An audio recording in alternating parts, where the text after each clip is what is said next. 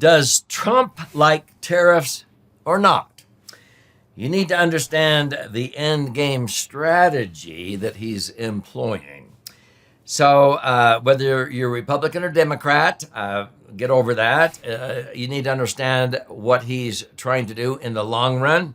So in this episode, I'm going to give you some insights into why we need to be patient, because my understanding is he doesn't like tariffs, but he's basically fighting fire with fire to bring down tariffs that other countries are charging us. So get ready. I think you're going to gain insights into why Trump is doing what he's doing. So I'm Doug Andrew. I've been a financial strategist and retirement planning specialist now for north of 5 decades, helping thousands of Americans optimize assets and minimize taxes, and empowering their authentic wealth. And so when we talk about why Trump is doing certain things, you need to understand sort of the difference between Republican and Democrat philosophy. And in doing this, again, this is not a political agenda. So if you voted for him or didn't vote, it doesn't make any difference. You need to understand what it is he's trying to accomplish in order to sort of get things back on the right track, because most Americans agreed we were on the wrong track economically, okay? But it requires being patient. So I'm going to go through and show you the difference, generally speaking, between Democrat versus Republican tax policy, and I'm going to simplify this. The Democrat philosophy, generally speaking, is we want more government, and in order to pay for more government programs and regulations, we need to have tax revenue. And to raise that tax revenue for bigger government, simply raise taxes.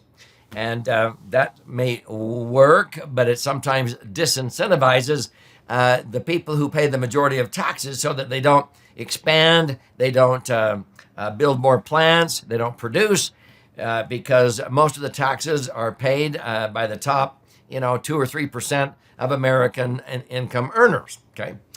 Now, generally speaking, the Republican philosophy is less government. And in order to raise tax revenue for the things we do need, police, safety, firefighters, school teachers, and so forth, let's raise the revenue. Let's raise the revenue in the economy. Let's stimulate the economy and raise the revenue that's being taxed. And then we will get in more tax revenue, and we can actually lower taxes to end up with the same or even greater revenue. And if you look at American history, based upon who was primarily in power between the executive branch and both houses in Congress, the Senate or the House of Representatives, whoever was in power, you can sort of see tax laws and policies that were passed based upon these two philosophies, okay? So if you'll just understand that, let me go through and explain why I think Trump's raising tariffs. So let's go back to some of these points I'm wanting to make here. I think that Trump really doesn't like tariffs, is my opinion, but he's fighting fire with fire by implementing them. What do I mean by that?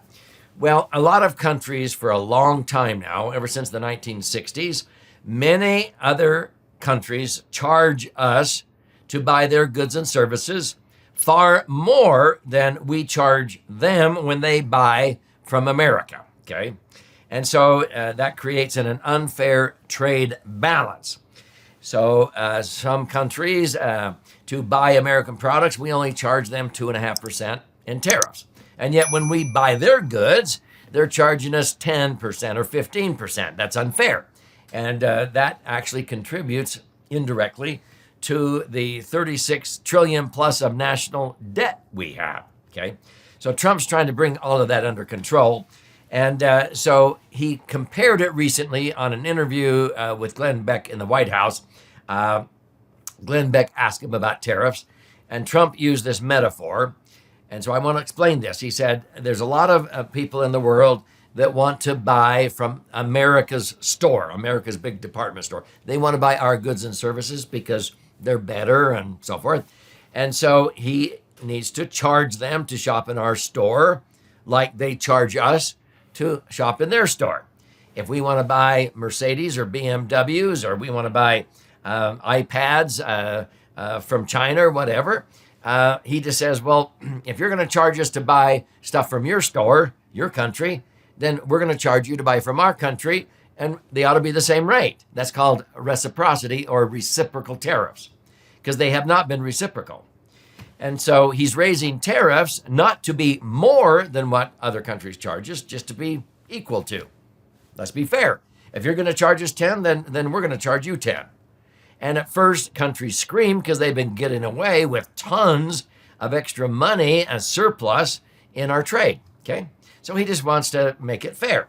What ends up happening is the smart countries go, well, okay, we've been charging you 10%, and now you're going to charge us 10%. Well, why don't we just drop it down to 5 or drop it down to 0? That's the end game. The end game is to drop the tariffs down. Now, if they don't, then that's external revenue. And so we'll bring in revenue from raising tariffs. And if we jump from 2.5% up to 10%, we're now going to increase our external revenue. That's why he calls it the external revenue service. He's going to quadruple the amount of money we were getting with external revenue instead of taxing Americans on internal revenue. Does that make sense? That internal revenue service. So let's talk about the end game. See, if we look at America and the gross domestic product, it's about 30 trillion. Okay. So America on an annual basis produces about 30 trillion. The IRS brings in about 6 trillion in internal revenue from taxing Americans, okay? And so 6 trillion is 20% of the GDP. Now, that's not a direct relationship. Okay, understand that. I'm just saying the Internal Revenue Service brings in about 20% of the GDP. So let's just use that ratio in this example. So if you went back to the year 2018, because Trump is Republican, what does he believe? He believes it's better, instead of raising taxes, to raise the revenue that's being taxed. And so in 2017, he passed the 2017 the Tax Jobs Cut Act, where what he did is he lowered taxes around 3%. Now, why did he do that? Because, see, that drove Democrats crazy. Why are you lowering taxes? Well, he actually ended up raising the revenue that was being created in America. America started to produce more revenue. So here's the actual result, 2018. The GDP usually grows an average of 3.2% a year, 3.2%. Because he lowered taxes, okay. Now, what did he do? He took the 28% tax rate and lowered it down to 24. That's 4%. Okay, he lowered that down 4%. He took the 25% bracket, lowered that down to 22. That's 3%. He took the 39.6%, the higher income earners, dropped it down only 2.7 down to 37%. So let's just say 3%. Why did he do that? Well, because it increased the revenue that was generated in the next year, 2018. The GDP grew by 5.2%, 5.21, I think. So an extra 2%. That extra 2% was an extra $600 billion. $600 billion. You take 20%, that's 150 billion. Okay, and by doing that, what ends up happening is we ended up as a country getting more revenue by 150 billion, which basically is 3%. It allowed us to lower taxes 3% because we didn't miss out on any money, because 150 billion is 3% of the total revenue that the government collected, if you understand what I'm talking about. Trump knew that in advance. So by lowering taxes 3%, we didn't miss out on anything, because the next year we got as much or more revenue, because the amount of revenue that was being taxed went up, and it went up dramatically more than that rate. That's what Trump is doing in the long run, if you understand what I'm talking about. So when you raise tariffs, the long game is, these countries, when they see that we're going to charge them to shop in America's store like they charge us to shop for German goods or Chinese goods, then they start lowering the tariffs down, maybe down to zero. But whatever they are, he's going to get external revenue that helps him lower taxes for us by having external revenue. If they bring it down to 0% tariffs, then already countries are saying, okay, we're going to build our cars in America. We're going to start putting our plants in America instead of Mexico or instead of in Korea. And so they start doing that. That creates jobs. That stimulates the economy in America.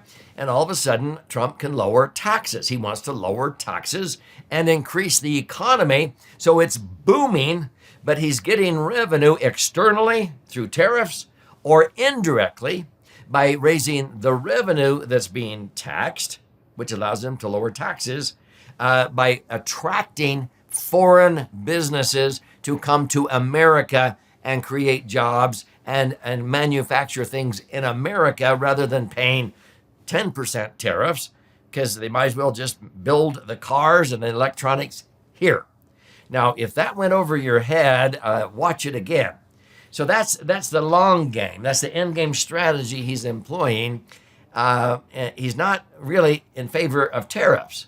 So don't get all up in arms. Wall Street responds daily when he increases tariffs or he puts a 30-day or a 60-day hold. That's because Wall Street is ridiculous.